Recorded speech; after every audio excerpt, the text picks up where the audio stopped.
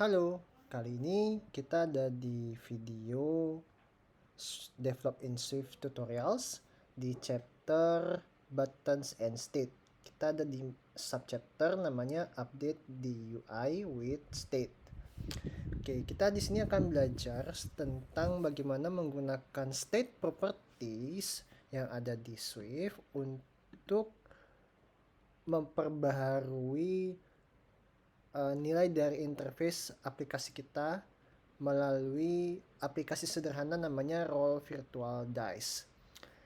Penjelasannya seperti ini. Explore how state properties and buttons work to update the UI of your app by creating an app to roll virtual dice. Add the functionality to increase and decrease the number of the dice on the screen to display different kinds of games. Jadi state-nya ini akan berkaitan ketika kita menekan tombol tambah dan tombol kurang di suatu interface interface dadu atau dice. Kita klik tambah maka angka dadunya bertambah, kalau berkurang maka angka dadunya akan berkurang, seperti itu. Oke, sebelum masuk ke section, saya mau buat sebuah pernyataan. Saya rencana awalnya adalah ingin membuat seri belajar Swift dengan memanfaatkan dokumentasi Develop in Swift Tutorials. Namun setelah saya cermati ulang, ini chapternya cukup banyak dan saya butuh waktu untuk membuat video itu. Nah, saya rencananya ingin menghabiskannya sampai sebawah ini, sampai di relationships and queries. Masalahnya, di awal saya bilang ini butuh waktu dan waktu saya sekarang terbatas. Jadi saya sepertinya tidak bisa melanjutkan komitmen saya untuk menghabiskan materi ini. Seperti itu yang pertama. Berikutnya, saya cukup yakin teman-teman yang ingin mencoba belajar Swift dan Swift UI bisa memanfaatkan dokumentasi ini. Kenapa? Bukan dokumentasi tapi tutorial ini. Kenapa? Karena tutorial ini dijelaskan dengan cukup rinci ya. Diberikan setiap step by step apa yang harus dilakukan, kemudian disertai dengan penjelasan singkat, lalu diberikan section namanya check your understanding, seperti itu. Jadi saya rasa kalau teman-teman mengikutinya dengan cukup teratur, maka saya yakin teman-teman bakal bisa kok seperti yang saya lakukan sekarang. Dan saya awalnya juga ingin membuat kayak traction views ya di kanal YouTube saya. Tapi seperti yang saya bilang di awal, waktu saya terbatas untuk sekarang, jadi saya tidak bisa untuk membuat seri lengkapnya seperti itu. Dan nanti ketika video ini selesai, saya akan membuat playlist dari video-video sebelumnya dengan nama Develop in Swift Quick Tours, seperti itu. Jadi kayak tour singkat bagaimana saya belajar Swift dan Swift UI menggunakan tutorial dari Apple Developer Documentation, seperti itu. Baiklah, kita mulai saja di section 1. Kita akan membuat sebuah custom view. Oke. Di sini dibilang bahwa to make an app with multiple dice dengan banyak dadu, create a custom view to represent a single dice and then use it to make more dice in your app. Oke, pertama buat project dice roller ya, seperti namanya dice roller di Xcode.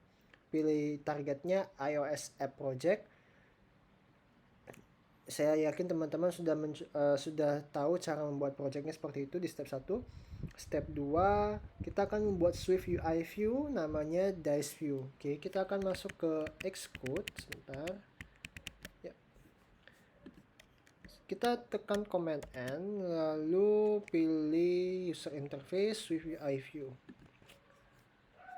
Namanya itu dice view. Group dan targetnya sama ya. Kita create. Dia akan loading sebentar. Oke, seperti ini. Berikutnya kita akan ganti kontennya dengan image di system name-nya dice.face.1. Kita ganti image system name, image system name dice face 1, seperti itu.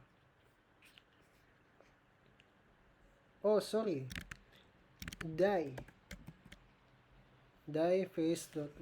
Die ini bentuk singular dari dadu. Dadu itu kan 2, dice ya. Dice itu 2, bentuk jamak dari dadu, sepasang dadu. Oke, bentuknya seperti ini ya nanti ya.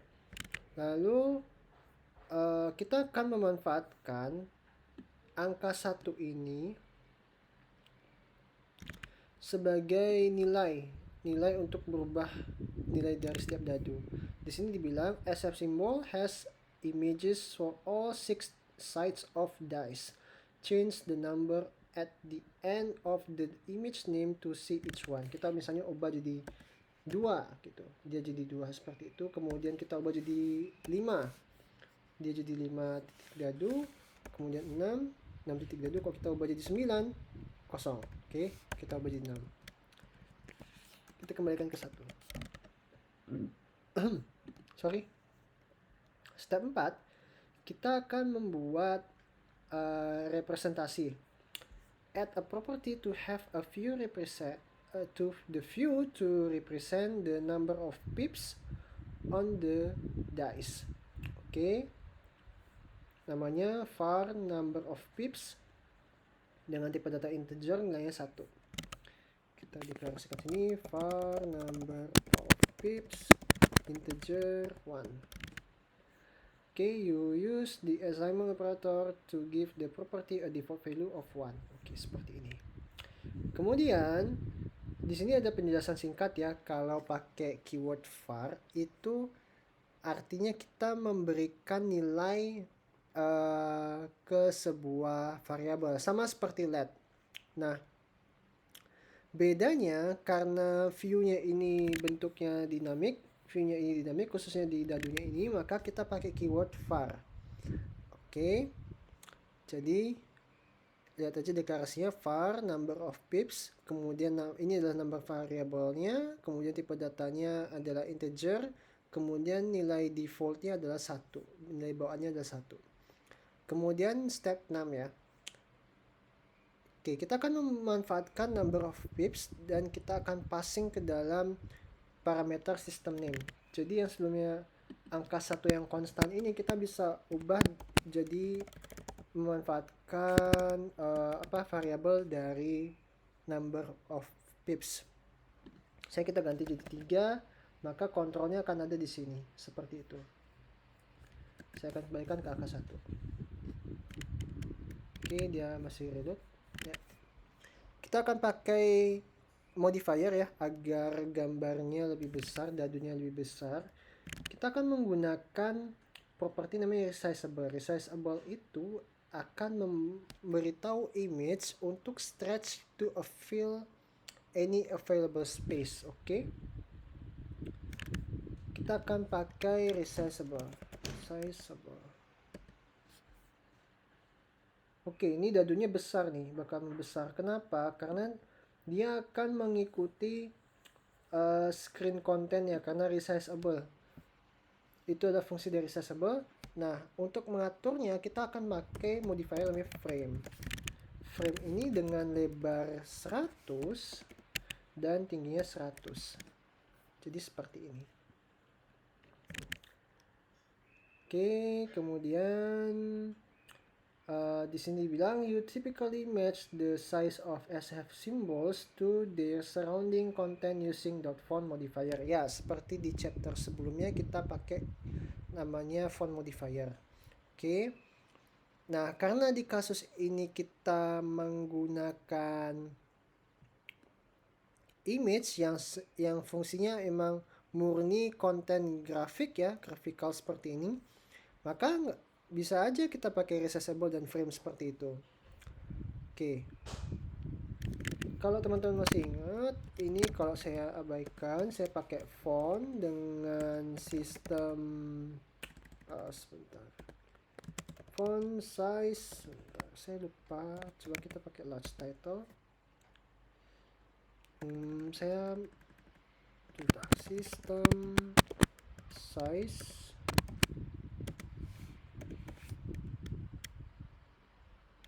Saya mau coba back ke chapter sebelumnya dulu. Kita akan cari .font.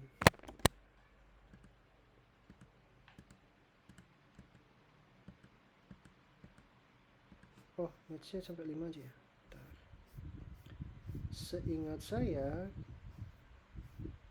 kita pernah menggunakan itu. Sebentar, kita cari dulu pelan-pelan. Saya ingatnya angkanya 70.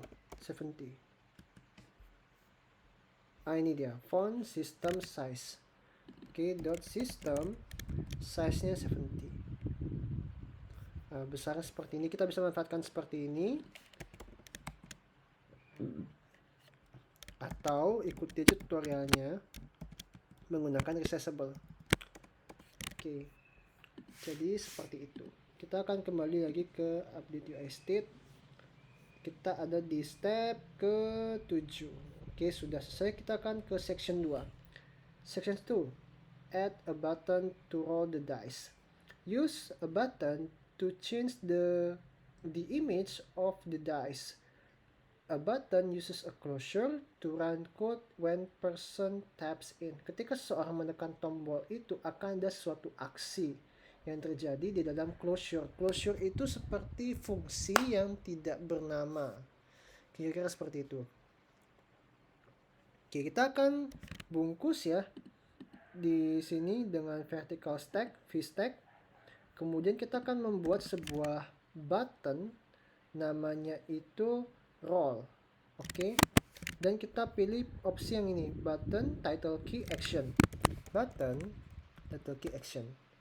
Oke, namanya itu sebentar. Namanya itu adalah roll. Kemudian action ini kosong. Saya ulangi ya. Button title key, kemudian roll, nama innya, placeholder yang pertama. Kemudian kita pindah tab ya untuk ke bagian action, kemudian kita tekan tombol enter sehingga berubah jadi closure seperti ini. Nah, oke, di step 4 sudah saya demokan seperti itu ya. Kita akan ke step 5. Kita akan ganti placeholdernya menjadi seperti ini, number of pips equals integer random in 1 until 6. Jadi dari 1 sampai 6 ini bakal random. Ini ya, number of pips integer random in 1 until 6. Oke, kira-kira seperti itu. Nah, ini fail nih build-nya. Kenapa? Cannot assign to property self is immutable. Oke, ada case dimana ketika kita berinteraksi dengan suatu menggunakan tombol, kita tidak serta-merta bisa memperbaharui nilainya karena dia sifatnya immutable di sini. Jadi solusinya kita harus menggunakan state property yang ada di section 3. Use state to update a view. Oke. Di sini penjelasannya adalah all apps have data or state that changes over time. Jadi semua aplikasi itu memiliki data atau state, atau state itu anggaplah kayak kondisi lah. Kok bahasa Indonesia kondisi, tapi anggap aja state atau bentuk seperti itu. When an app changes state, ketika suatu aplikasi itu berubah bentuknya, state-nya, it may need to update its interface. Jadi ketika berubah bentuknya, otomatis ya bentuknya harus kita perbaharui lewat interface seperti itu kira-kira. However, Swift UI doesn't monitor every property in an app by default. Nah, jadi by default SwiftUI itu tidak memiliki kemampuan untuk memonitor semua properti di aplikasi. Maka dari itu, kita butuh suatu cara agar gambar dadu itu diperbaharui ketika seseorang menekan tombol roll button when a person taps the roll button in order to update the image. Okay, to tell SwiftUI to monitor number of pips and update the UI when it changes, mark the property with the keyword state. Okay, kita akan deklarasinya seperti ini, state private var seperti ini. Okay. Deklarasi seperti yang saya jelaskan yang saya demokan sebelumnya. Nah, kenapa pakai keyword private? Di sini ada penjelasannya. View state is owned by the view. You always mark state properties private so other views cannot interfere with their value. Jadi, private ini fungsinya hanya bisa membuat variabel ini hanya bisa diutak-atik oleh view namanya dice view. Jadi view yang di luar dice view itu nggak bisa ngutak-atik ini gitu. Oke, kita ke step 2. Kita akan berikan kita akan berikan dia sebuah border ya, bingkai. Kita akan kasih border Oke, seperti itu. Oh, button stylenya border. Nah, seperti ini. Kita akan klik roll, rubah, tetap 2, ya, tetap 6, 3 tetap 4. Nah, karena ini random ya, seperti itu. Kita bisa menambahkan animasi transisi fade from the old dice menggunakan with animation ya. Jadi kita akan pakai with animation, kemudian kita pindahkan kode program ini, hapus, taruh di sini. Oke. Adding with animation instructs SwiftUI to animate any state changes that occur within code. It uses a trailing closure similar to the way button works. Oke, kita klik. Nah, dia akan berubah seperti itu state-nya. Ada fade in, fade out-nya lah. Kita di section 4. Create a dynamic display of dice. Add functionality to choose number of dice by creating another property. Jadi kita bisa menambah jumlah dadu dengan membuat properti baru. Marking the property with state ensures that the interface updates when the number of dice change.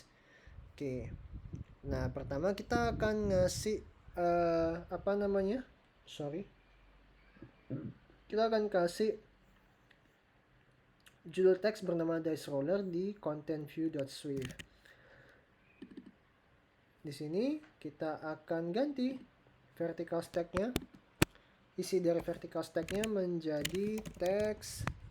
Saya pilih ini dice roller, kemudian font-nya saya kasih large title, kemudian lower small caps.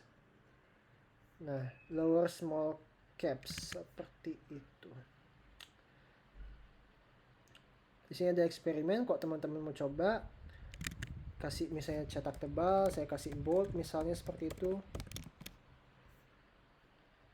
Nah, kemudian di sini kita akan buat horizontal stack dengan haystack.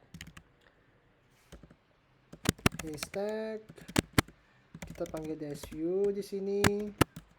Kita panggil dice view di sini. Kita panggil dice view di sini.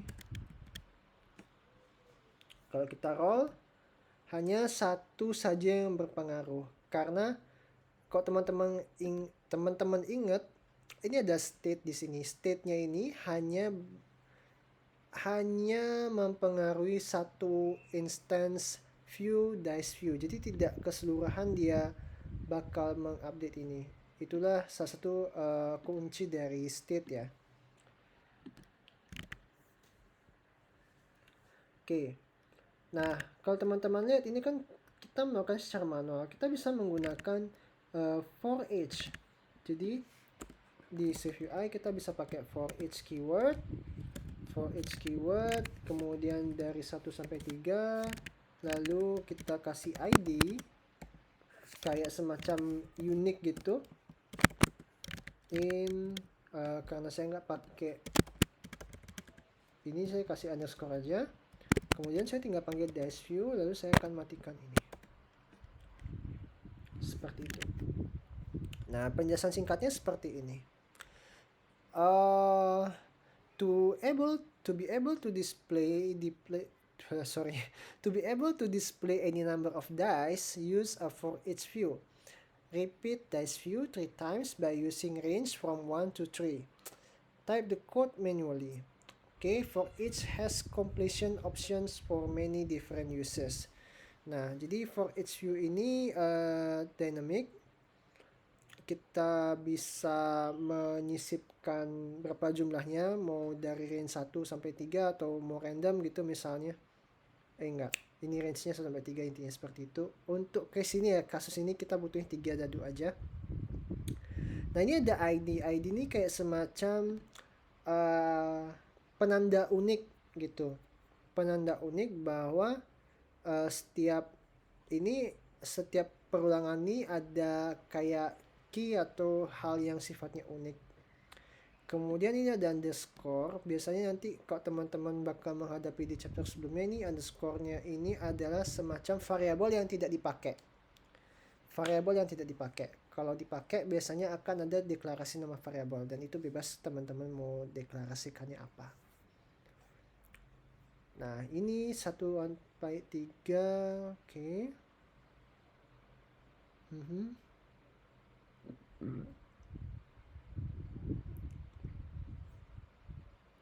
Kalau teman-teman lihat ini range 1 to 3 itu static ya. Agar bisa beradaptasi dengan jumlah dadu, kita bisa membuat state lagi di content view-nya ini gitu. Kita beri nama number of dice. Oke, di sini add state private var number of dice integer equals 1. Oke, seperti itu. Di step kelimanya kita akan mengganti angka 3 ini dengan properti yang kita deklarasikan di atas, ini number of dice. Seperti itu. Oke, kita bisa ubah jadi 3 misalnya.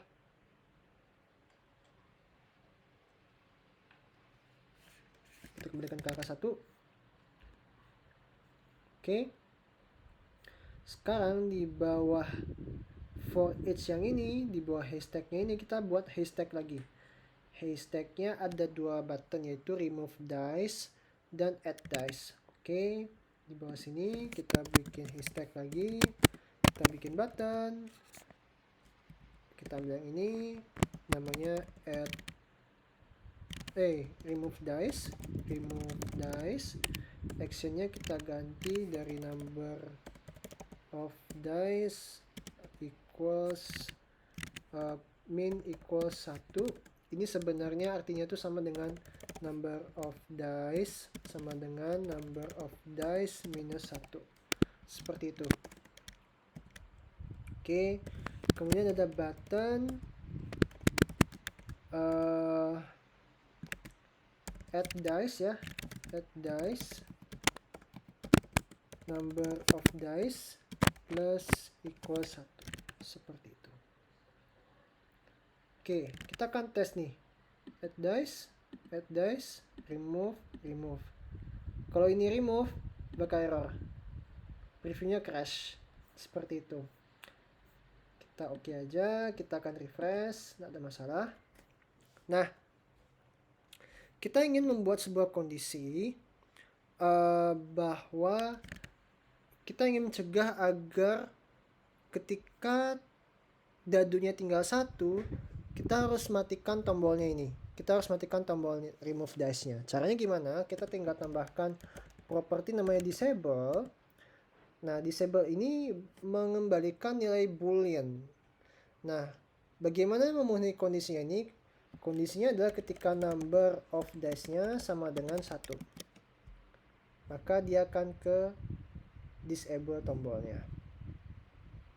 Oke. Bagaimana dengan add dice ini? Seperti apa kondisinya kalau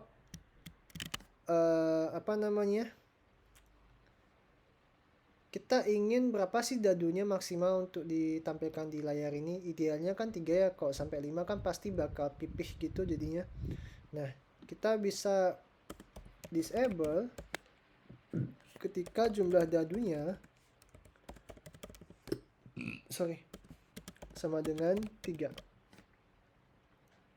Kita tambah, dah. Kita hapus seperti itu. Oke.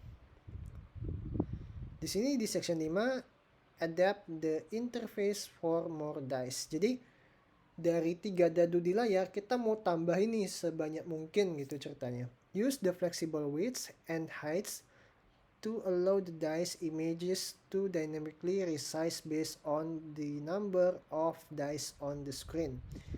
Jadi kalau kita tambah ini sampai 5 misalnya, kita ubah jadi 5.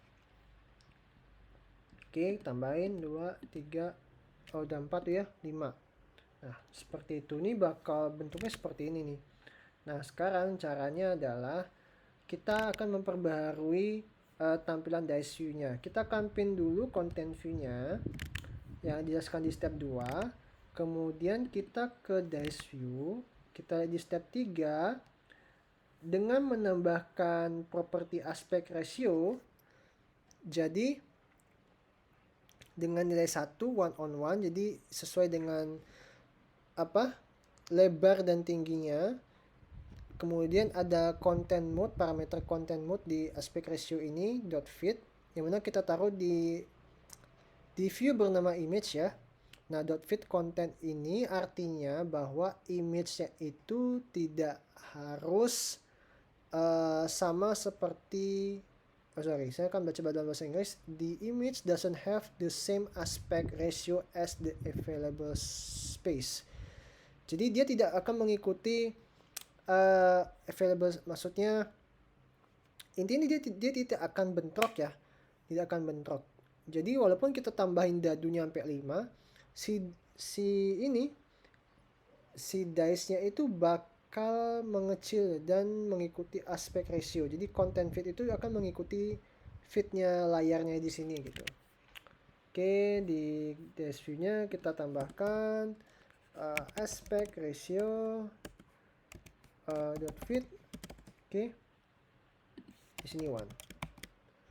Kita tambahin 3, 4, 5. Oke. Sebentar. Di dice view-nya content mode-nya fit. Oke, kita lihat dulu pelan-pelan. Kita ubah nih max width-nya. Tadi saya salah nih. Mestinya kalau kita setnya width-nya 100.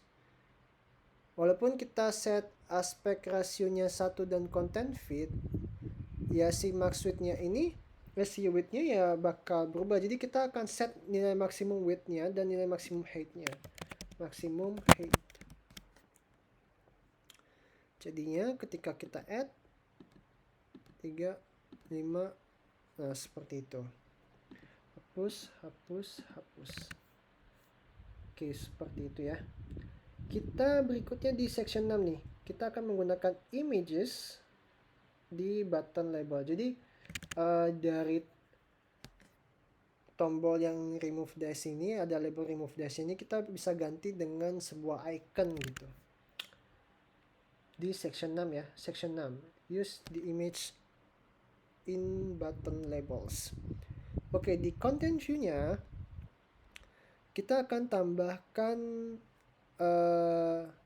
argumen di view buttonnya nih, di sistem image-nya. Jadi di content view di sini kita tambahkan sistem image plus circle fill. Jadi otomatis ya kalau kita bikin sebuah sebuah interface button atau apapun itu, kalau ada iconnya, si icon ini bakal selalu di sebelah kiri gitu. Kemudian di sini kita mau tampilkan di hashtagnya ini keseluruhan bahwa dia itu cukup, ini kita kasih paddingnya dulu, label stylenya icon only,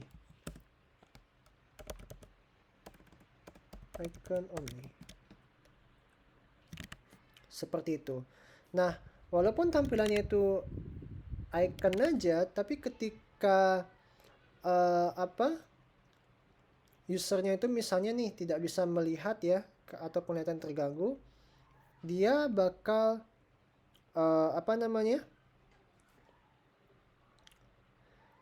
bakal secara pintar bakal menggunakan voice over, dan si interface ini bakal secara pintar untuk mendeteksi bahwa usernya pakai voice over. Jadi kita akan beritahu bahwa ini adalah tombol add dice gitu. Ini kayak semacam label bantu kalau misalnya user tidak bisa melihat secara jelas, seperti itu. Oke, di sini dibilang bahwa even though the modifier affects both buttons, the remove dice button still has text label because it has no icon to display. Maksudnya adalah sederhana aja sih. Ini karena kita ada deklarasiin pakai simbol, di atas ini juga mestinya pakai simbol. Oke. Itu nanti akan dijelaskan di step berikutnya. Step 3 kita akan increase button size-nya. Jadi menggunakan property font, modifier font maksudnya. Nah, jadi seperti ini. Sebenarnya bisa aja satu-satu seperti ini ya. Bisa aja seperti ini. Cuma kita deklarasinya jadi 2 kali seperti itu. Jadi kita bisa taruh dalam satu stack, namanya hashtag seperti ini. Oke, kita kasih juga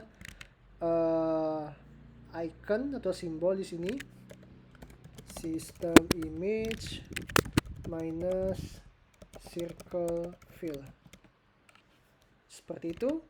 Kemudian di step terakhir, step 7 ya, bukan di step 7, di section 7. Di section 7 kita akan mengimprove design interface kita. Jadi kita kasih style di buttons dan dice-nya, dan kasih background color di aplikasi kita. Oke, add a custom background color, set name app background. Oke, sebagai pengingat itu dilakukan di di folder asset, folder pemenu nih ya. Saya bilang aja menu atau folder, nggak ada masalah sebenarnya. Lalu kita klik tombol tambah, kita bikin color set namanya app background. Nyambung aja app background. Kemudian di sini coba kita dulu app background.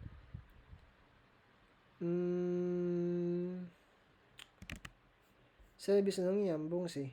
App background, kemudian di sini kita pilih show inspector, kita pilih none, lalu kita klik yang ini, yang kotak universal, kita ubah nilainya menggunakan kita ubah content colornya dengan display p3.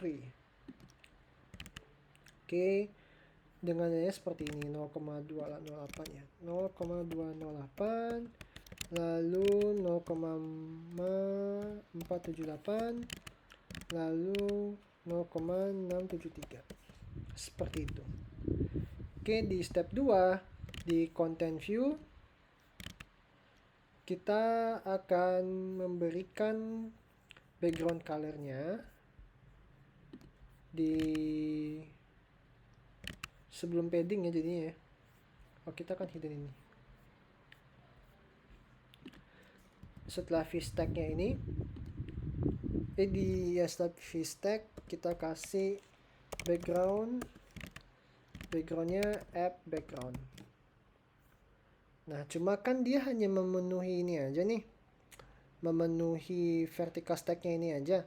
Kita mau share keseluruhan caranya gimana? Kita kasih frame, kita kasih max width-nya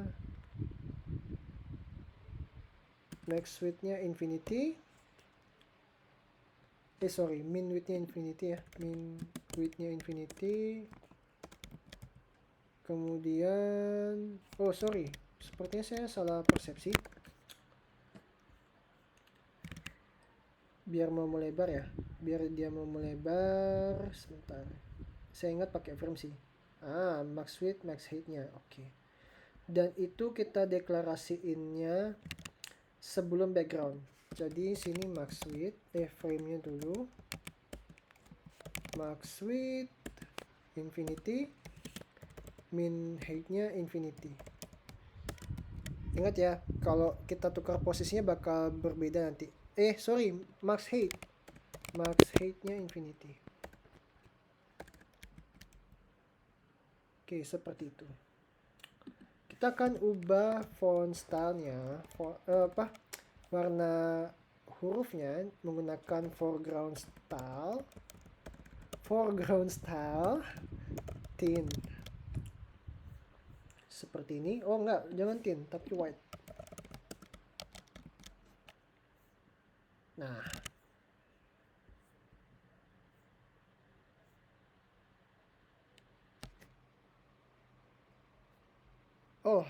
kalau thin itu, kalau foreground style itu kan berefek ke semuanya. Kalau thin itu hanya berefek pada aksen color saja. Yang bergantung pada aksen color, yang mana itu kontrol seperti toggle ini atau ini ya. Tuh, kita akan pakai yang itu aja. Thin. Ya, modelnya seperti ini. Kemudian dash rollernya ini kan hurufnya hitam ya, kita ubah menggunakan foreground style jadi putih. Lalu kemudian step 5 sama kita udah melakukannya ya sebelumnya. Biar warna background ini memenuhi keseluruhan layar menggunakan frame. Itu lakukan sebelum kita deklarasikan background. Sebelum kita deklarasikan background modifier. Oke, step ke 6. Nah, kalau classic dice itu kan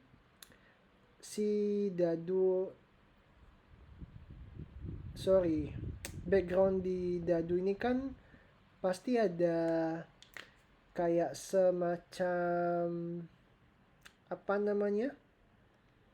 background gitu kan. Nah,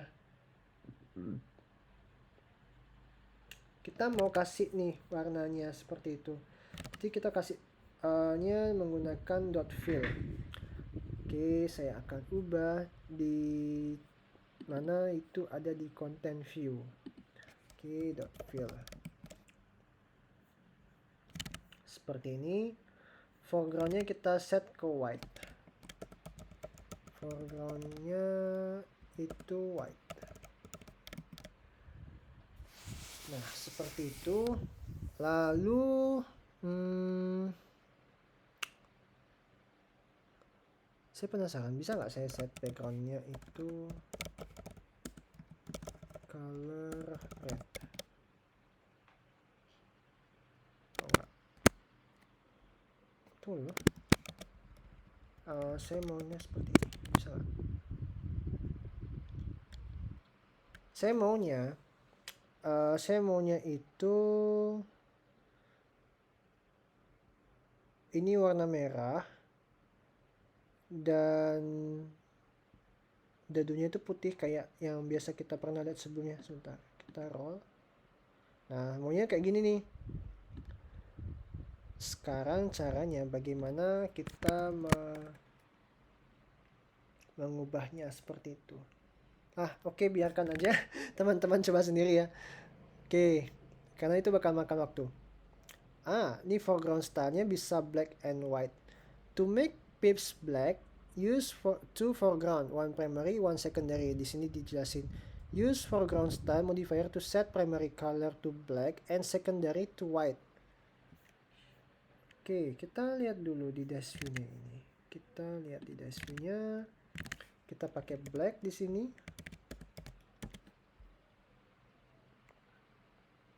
Ya, berubah seperti ini. Gampang. Kalau kita pakai red aja. Red sama white. Dapat. Sekarang kalau kita plus, kita roll. Nah, ini udah kelihatan kayak dadu sungguhan kan itu. Oke. Sini ada penjelasan, teman-teman bisa baca sendiri ya.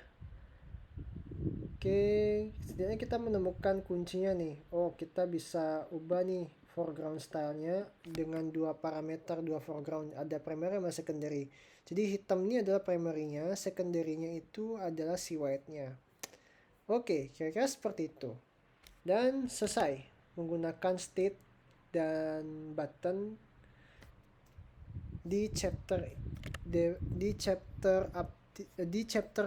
UI and state, buttons and state di subchapter update di UI and state. Oke. Sekarang kita ada di section check your understanding. Oke, select all true statements about view state. Oke, yang manakah yang benar? Kalau saya lihat jawabannya adalah Swift UI automatically updates a view when the value of any of its state properties change. Jadi Swift UI itu bakal otomatis memperbaharui view-nya ketika nilai dari sebuah state itu berubah. Kemudian kalau ini state-nya pakai public keyword, enggak. Menggunakan modify to change the value of state property, enggak. Kemudian you can change the value of use state property from outside view, enggak. Karena state-nya ini hanya dalam satu lingkup view, jadi jawabannya adalah yang di atas. Swift UI automatically updates a view when the value of any of its state properties changes. Next question. Choose the correct button code. Kalau teman-teman lihat,